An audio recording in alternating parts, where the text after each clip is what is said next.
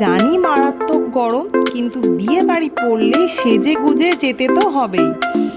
আমি জয়তী, আমার নতুন একটা ভ্লগে সবাইকে স্বাগত। সেদিন আমরা গেছিলাম বিয়ে বাড়ি, আমি, আমার হাজবেন্ড, শ্বশুরমশাই, শাশুড়ি মা, একদম সব পরিবারে বেরিয়ে পড়েছিলাম। যদিও সাজুগুজুর জন্য একটু দেরি হয়ে গেছিল, আসলে মেয়েদের যা হয়। এটা ছিল বিয়ে বাড়ির এন্ট্রান্সটা। আর এই বিয়ে বাড়ির ইনভিটেশনটা ছিল আমার শ্বশুরবাড়ির পাড়ার দিক থেকেই। কত এগোচ্ছি, ডেকোরেশনটা খুব সুন্দর লাগছিল।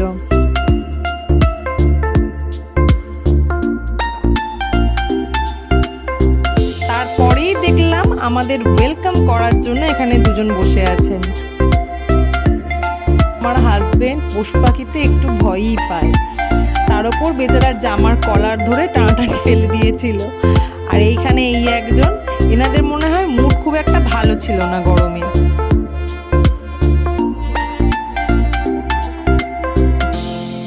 আর ভেতরের ভিড়টা একবার দেখেছেন? এটা হলো ভেতরের ডেকোরেশনটা, কিন্তু এতটাই ভিড় ছিল আমরা বর কনের সাথে ফটো তুলতেই পারিনি। আর ওই যে বর কনে, ওদেরও প্রায় বিধ্বস্ত অবস্থা গরমে। ক্রমাগত ভিড় যেভাবে বাড়ছে, ভাবলাম একটু অন্যদিকে বেরিয়ে দাঁড়াই। তারপরেই হাতে এলো first starter item, fish pakora. Just দারুণ ছিল।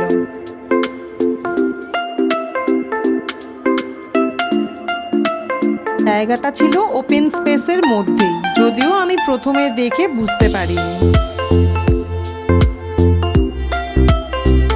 এখানে সবার সঙ্গে দেখা করেই ভিডিও করছিলাম। তারপরেই নিয়েছিলাম শিক কাবাব, আর আমার হাজবেন্ড তখন ব্যস্ত টিক্কা কাবাবে। প্রথমে খেয়াল না করলেও পরে খেয়াল করলাম এটা পুরোটাই সুইট অ্যান্ড সাওয়ার ক্যাটারিং। যদিও ফুচকা, পাপড়ি চাট আরও অনেক কিছু ছিল, কিন্তু আমি লাস্টে মোমো কাউন্টারটা দেখতে পেয়েছিলাম, তো সেখান থেকে একটু মোমোও খেয়েছিলাম। কিন্তু সবকটা আইটেম খাওয়ার জন্য পেটে জায়গা ছিল না। আর এখানে সবাই মিলে গল্প করছিলাম। আচ্ছা, আপনাদের কাদের বিয়ে বাড়ি পড়ছে এই গরমে? সেদিন মারাত্মক গরম ছিল, কিন্তু ভিতরে এসি থাকার জন্য একটু স্বস্তি পেয়েছিলাম।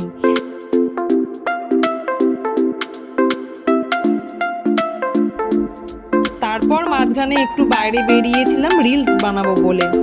তখন দেখি ভেতরটা আগের থেকে অনেকটাই ফাঁকা হয়েছে। আচ্ছা, আমাদের কেমন লাগছে বলুন তো, কমেন্টে কিন্তু জানাবেন। এবার যাবার পালা মেন কোর্সের দিকে। যেতে গিয়েই দেখি ডিজে স্টার্ট হয়ে গেছে। আবার কিছুক্ষণ দাঁড়িয়ে পড়ি ওখানে। সত্যি বলতে আগের পর্বের খাবার খাওয়ার পর পেটে একটু জায়গা করে নিচ্ছিলাম।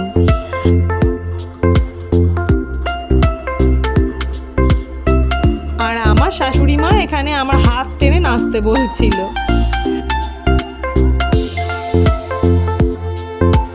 এখানে চারপাশে এত গান, হইচই, জায়গাটা দারুণ লাগছিল। বেশ খানিকক্ষণ দাঁড়িয়েছিলাম।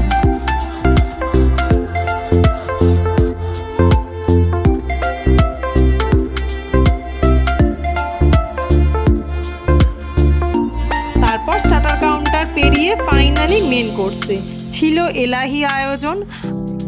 যদিও এখানে সব খাবারের ক্লিপিংস নিতে পারি। আমি নিয়েছিলাম তাওয়া ফিশ, গলদা চিংড়ির মালাইকারি, মটন বিরিয়ানি, জিলিপি, গোলাপজামুন, আইসক্রিম। আরও অনেক আইটেম ছিল, পোলাও, চিকেন কষা। তাছাড়াও ভেজ কাউন্টারে ছিল প্রায় 15-16 রকমের আইটেম।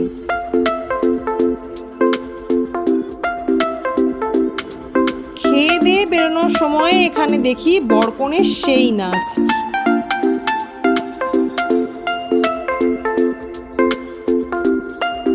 আর কিছুক্ষণ পর দেখি আমার বরটাও যোগদান করে নিল, আর আমি ওকে দেখছিলাম আর হাসছিলাম। তুমুল নাচ গান চলছিল ওদিকে, আর আমি এদিকে ভিডিও করছিলাম।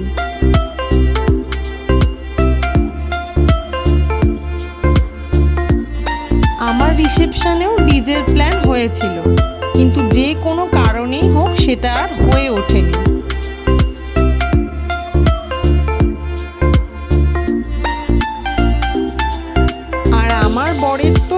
শেষ হচ্ছেই না, ওদিকে শ্বশুর মশাই তাড়া লাগিয়েছিল বাড়ি ফেরার জন্য।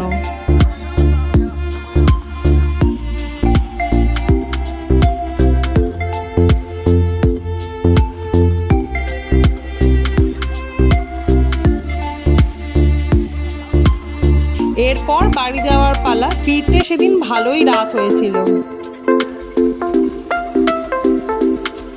ভিডিওটা কেমন লাগলো জানাবেন কমেন্টে। ভালো লাগলে লাইক শেয়ার করে দেবেন, আর আমার চ্যানেল জয়তী চৌধুরী সাবস্ক্রাইব করতে ভুলবেন না। সবাই ভালো থাকবেন, সুস্থ থাকবেন। দেখা হবে নেক্সট ব্লগে। টাটা।